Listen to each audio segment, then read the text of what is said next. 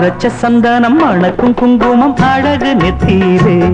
ஒரு அழகு பெட்டகம் புதிய புத்தகம் சிரிக்கும் பந்தலிலே முழு சந்திரன் வந்தது போல் ஒரு சுந்தரி வந்ததென்ன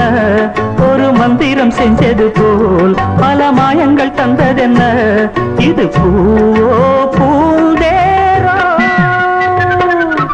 அரைச்ச சந்தனம் மணக்கும் குங்குமம் அழகு நெத்தியிலே ஒரு அழகு பெட்டகம் புதிய புத்தகம் சிரிக்கும் பந்தலிலே